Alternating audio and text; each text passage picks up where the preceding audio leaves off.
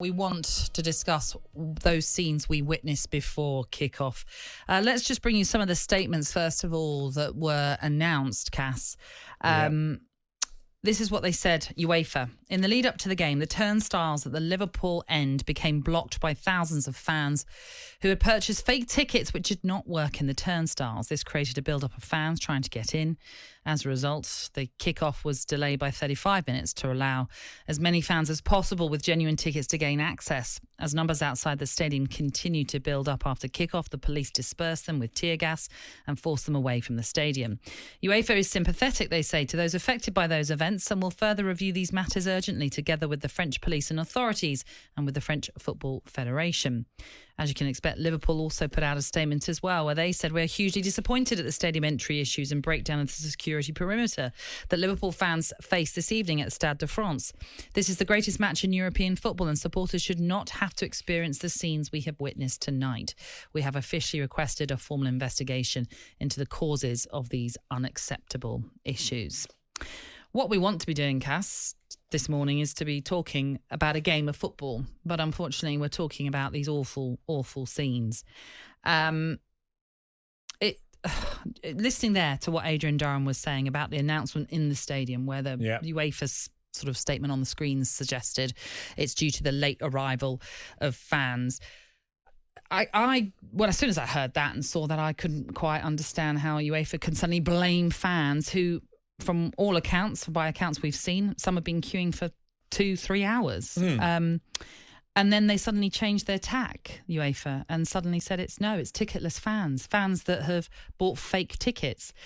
It was all very misleading information, it seemed to be, that was coming out yesterday. Yeah, well, if it's ticketless fans, it's quite easy to check that before. And unfortunately, UEFA and the police and quite a few other people don't realise that social media is about, and people were reporting incidents way before, 2 hours before the game, via their tweets and saying, we're stuck, we're in a bottleneck, we haven't been checked. Now, I know where the stadium is. I've been there a few times for finals at Saint-Denis, which is the northern part of Paris, and it's one of the easiest stadiums to get in and out of. There's fantastic facilities for getting in and out with your car.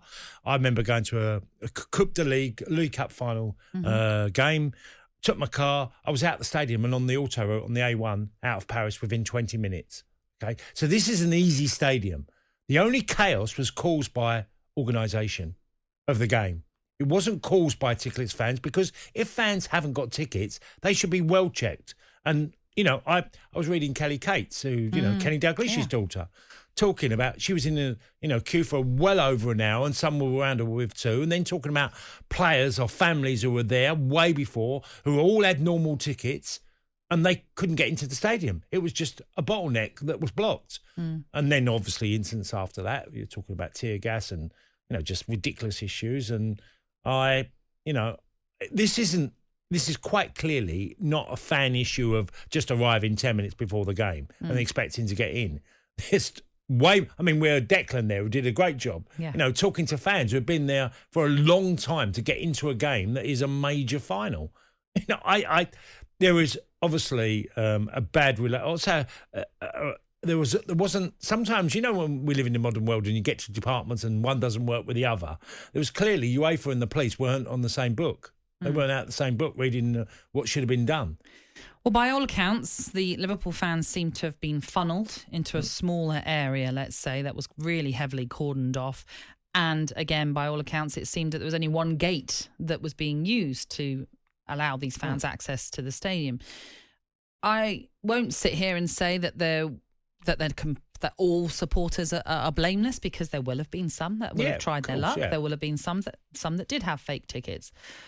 But like you rightly say, there should have been checkpoints earlier on, and then you wouldn't have had this issue of fans, thousands, let's not forget, thousands of fans squashed into the smallest of areas to try and get through one gate or one area that was open, when, as they're queuing along, there are other gates there that you can see that if they open those gates, you're going to relieve the pressure on those fans, and you might not lead to the tear gassing situation, because the tear gassing, I'm guessing, comes from some unrest.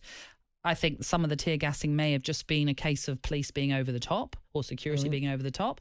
but maybe some of it was to control what they deemed was unrest, these security and police officials.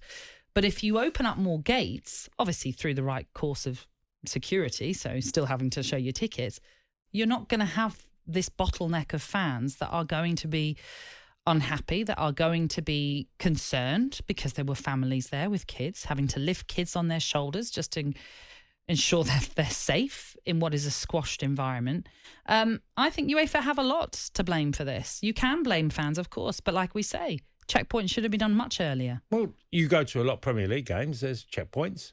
Go to Chelsea regularly enough. Go to other games, in London, and there's checkpoints on tickets. They're checking your bags.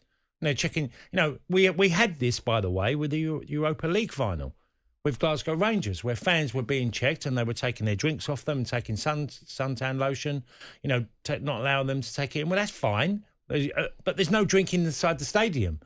Fans being not given certain things were the basics we go to every week at every level in football in this country and other countries. You're like, well, these are the basics you have to get right. I mean, look, it's been a bit of a shambles because obviously the game was in St. Petersburg originally. Now, 3 months, well, plenty of time to organise another venue and what happens within that venue and sorting out tickets. And so everything had plenty of time. The pitch was laid this week.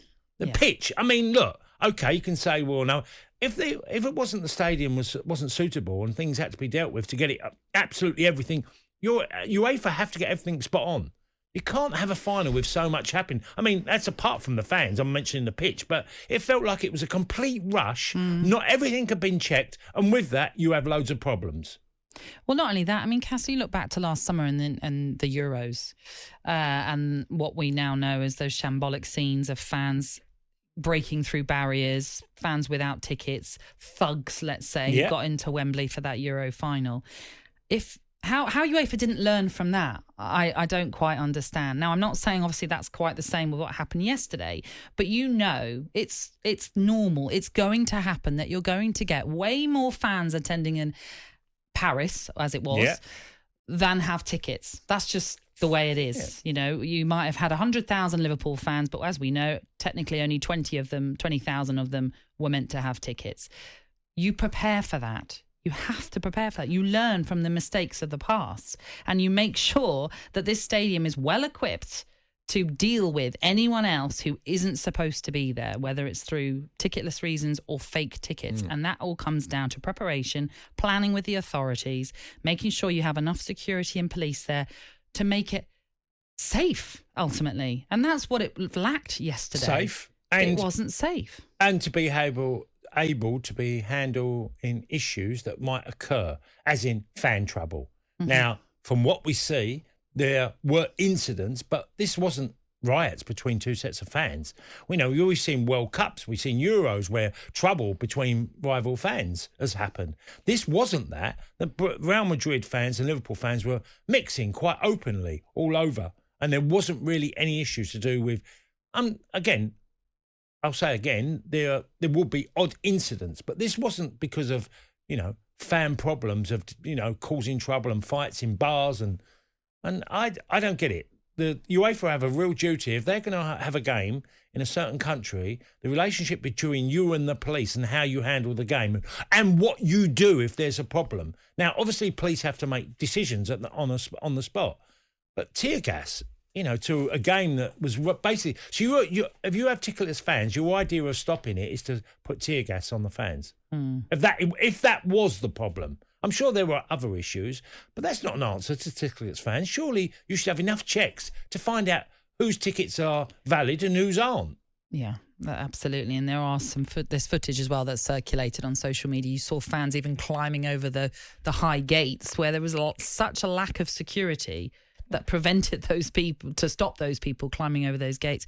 I think the whole thing in terms of preparation seems to be a little bit shambolic. And you mentioned players missing out in terms of family and friends. Well, Andy Robertson spoke about it after the game, saying one of his friends was turned away because he was told he had a fake ticket. And Andy Robertson says, well, that can't have been the case because it came through me. It came through me, through Liverpool. Couldn't have been fake. It was just disorganised, in it seems anyway.